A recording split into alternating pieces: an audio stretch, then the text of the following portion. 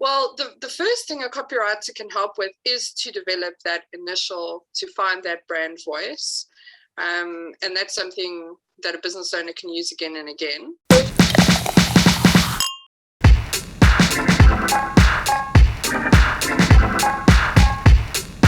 Data out there that email marketing is one of the most effective marketing tools out there, that still compared to anything else that you could use, that email marketing sees one of the highest conversion rates over anything. And like Alex said, you own that list like that.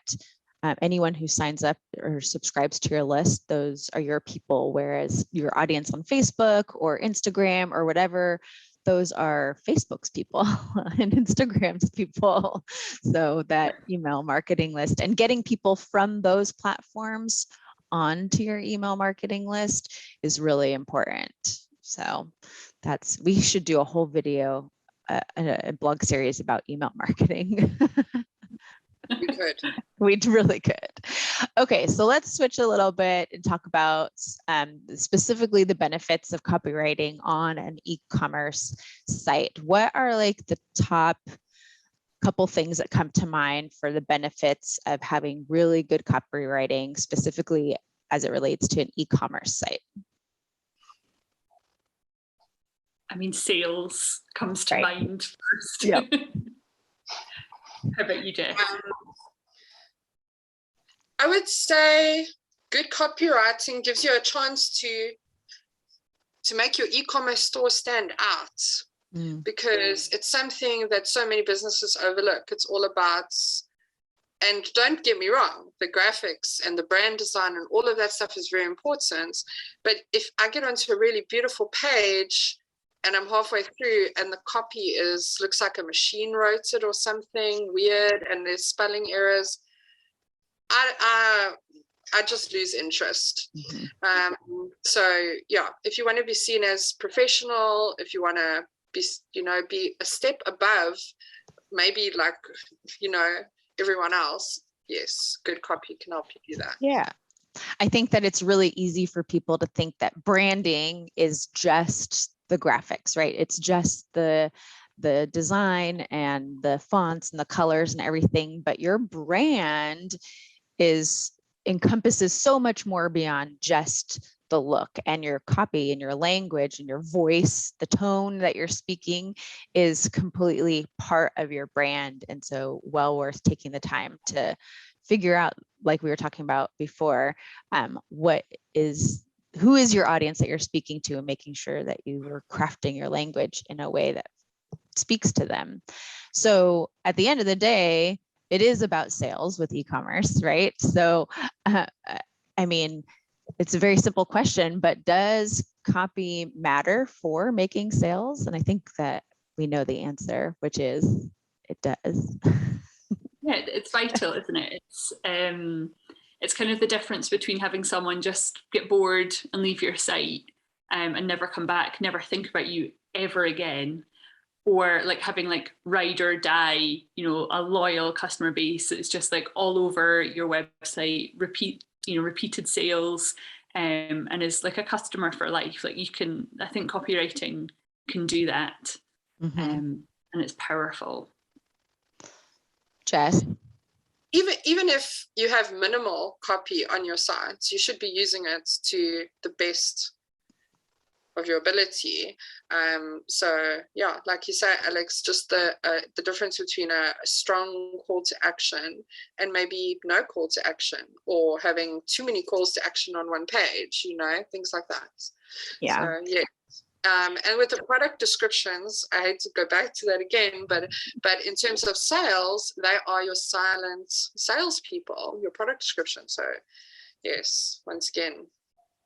Yeah, we had a conversation with Angela and Carla all about conversion rate optimization, and copywriting naturally came up in that conversation. And Angela had this really great example about how on your Shopify site, you can have that banner up at the top, and a lot of people put shipping information up there, and that you can say something as simple as, free shipping for orders over $75.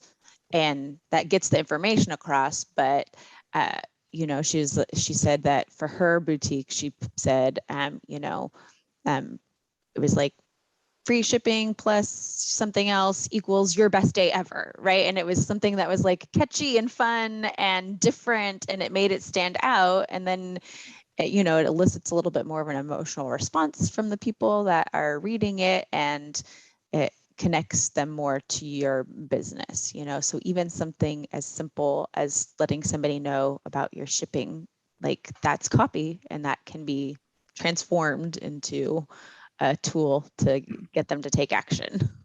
Everyone wants to feel good, right? And if you Right. can make your customers feel that on your site, like whether you're entertaining them or you're making them feel good about themselves and the purchase they're about to make, it's just lovely. Like, and I'm a massive advocate for like really clear calls to action, and really, does what it says on the tin. A confused mind says no, and all the rest of it. Like, I like it to be clear, but when it's a little bit cheeky or a little bit playful, I'm going to be buying from you for life. Like, yeah. That's just, I'll screenshot it. I'll send it to my pals. I'm going to recommend it as a brand. I love it. I love good copy. But then I'm a copywriter, so I do keep it, I've got an eye for it.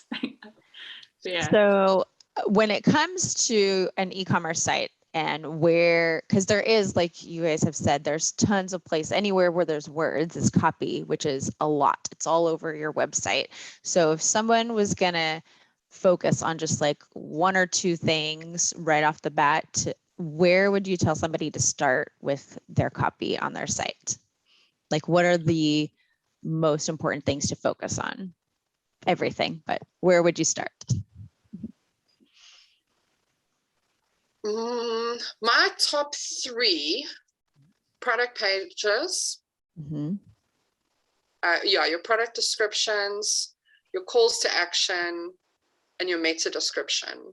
And your about page. Those would be 4.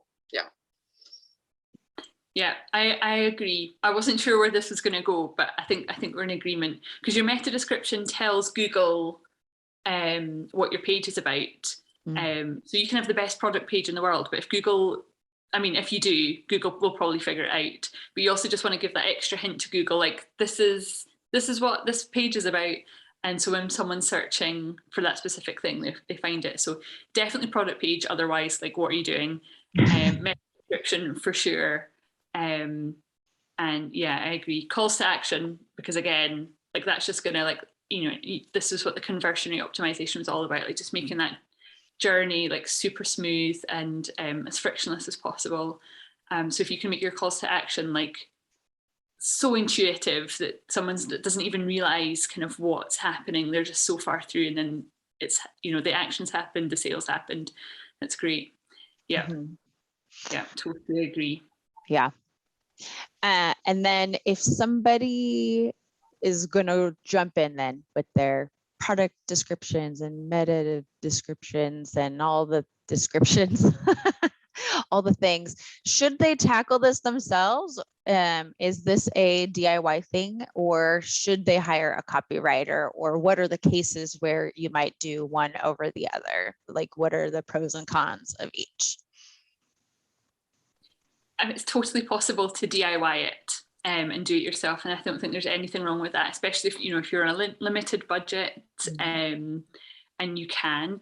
And like, I think those 4 things that we talked about focusing on, that's where you want to focus your attention, so you're going to get the most leverage for that, for your work. I think if you've got the budget, or you're like in a growth phase and you don't have time, I think there's like a threshold that you get to where you're actually doing a poor job because you're having to do everything, and you're going to have to let some things go. And it's very personal, I think, for each business owner. But I think when you're maybe not putting in the efforts where you need to, or you're not getting the results that you need to, and that might be a sign that it's time to get a copywriter on board. And you can give them like small tasks to do, to like focus on one product page and boost it, and then that kind of has this knock-on effect. But I think you have to decide what's worth more to you, your time or your money, and where you're going to get the most results from. Yeah. Jess? Yeah, I would agree. you can, obviously, anyone can do their own copywriting. When to hire a copywriter depends on how much copy you have, and like Alex says, how much time and energy you have to devote to it. I would say that if you are in a limited budget but you still want to hire a copywriter, maybe ask them to design a few templates for you.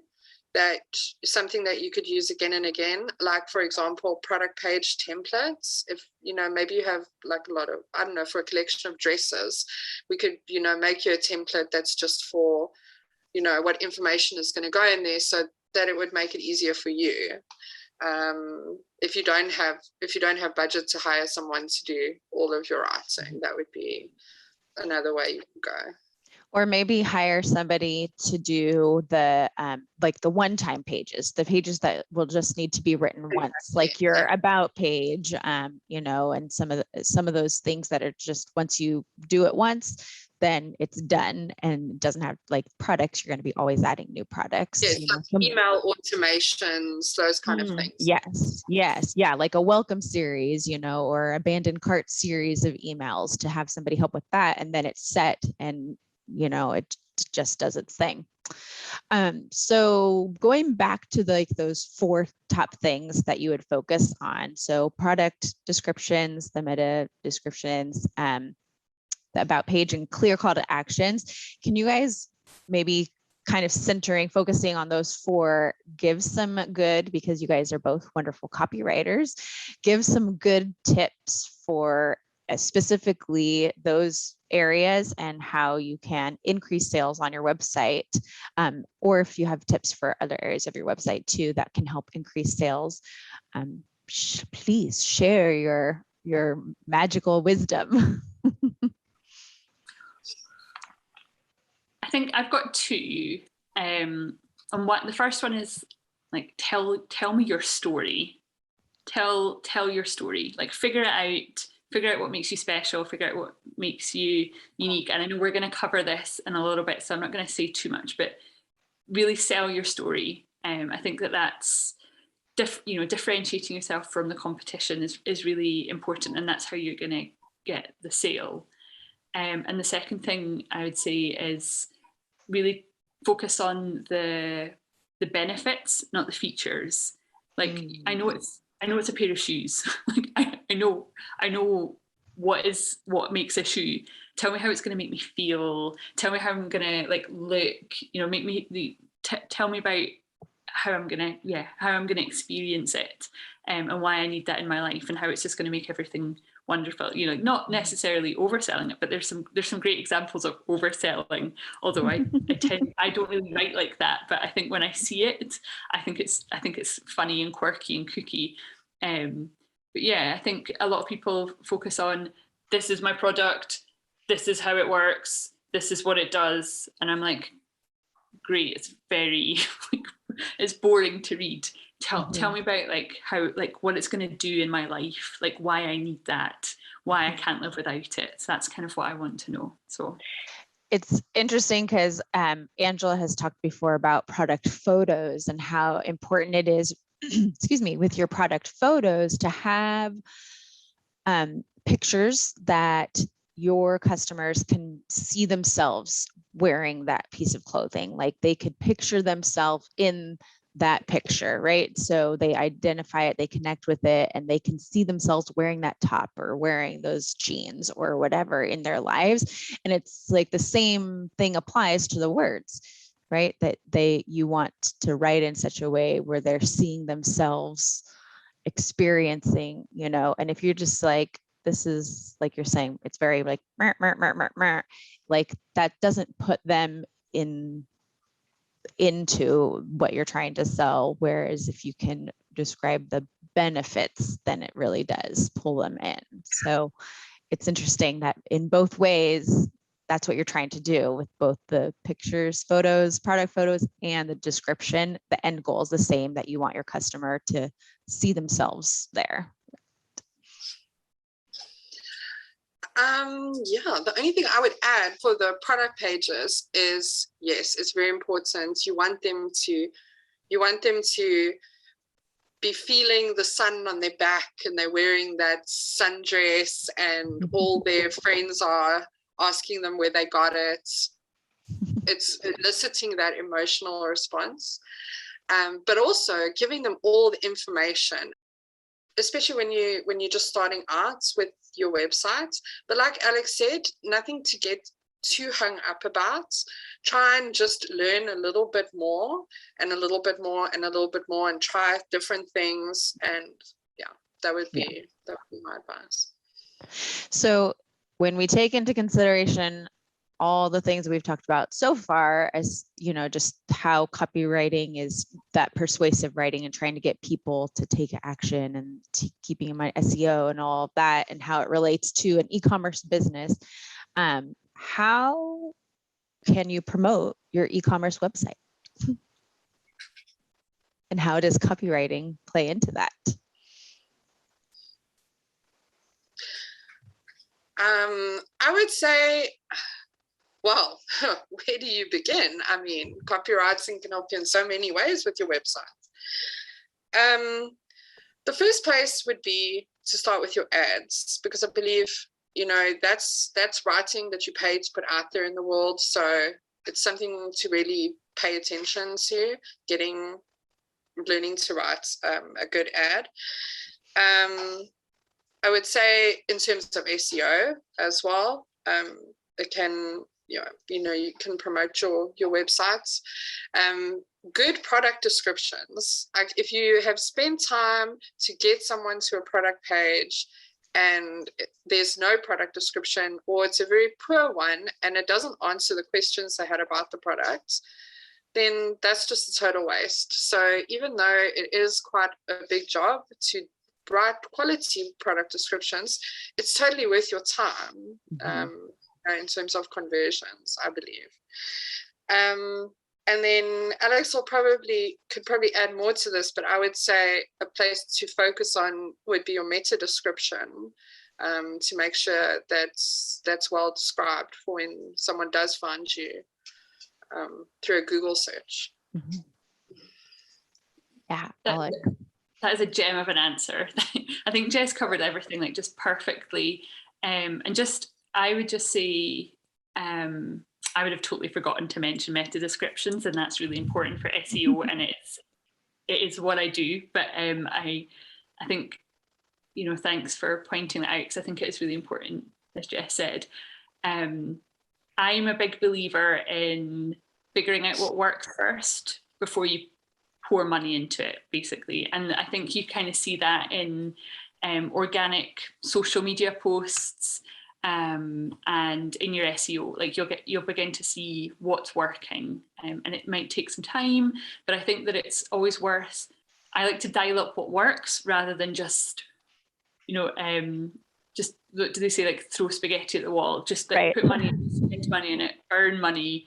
I think there's a really famous example of a marketing technique where a guy just burnt money on YouTube and it got so much views, and he was like, basically, that's I can't remember what the point of that was, but burning money is not a viable marketing strategy for me. So I like to see something that works, and I think that's why I like SEO so much, because you're seeing what people are searching for and you're seeing if it's matching up, and you can tweak what you're doing to match it. You see if something does well, then you can put money behind that and really build it up. But like Jess said about really investing in good ads, like if you're going to go down the ads path, make sure they're really well crafted. So I would definitely recommend working with a copywriter to write your ads, or an ad specialist. Otherwise, if you're doing it yourself, just really paying attention to what works. I think it's like a fundamental in marketing. Look at what works and then do more of that. Yeah. With the ads specifically, I would say also the biggest, well, anywhere on your website where you're trying to get somebody to do something, the call to action, the CTA is really important. And we do have a blog that Alex wrote that's all about how to craft a strong call to action. So definitely check that out. And then there was something else that you were saying about with seeing what works and then doing that. And I think that that's where looking at like your analytics and the data behind the scenes, which I know sometimes feels overwhelming to like look at some of those numbers and things, but like in Shopify, you can see which pages on your site have the most traffic to them. So if you see a specific product page that tons of people are landing on, take a look at the copy on that page and see how you've written the description and what's working there that you can bring across to the other pages. Or like on Pinterest, if you have a certain pin that's performing really well, look at that and try to, bring that over to other things. So that's really good point, Alex.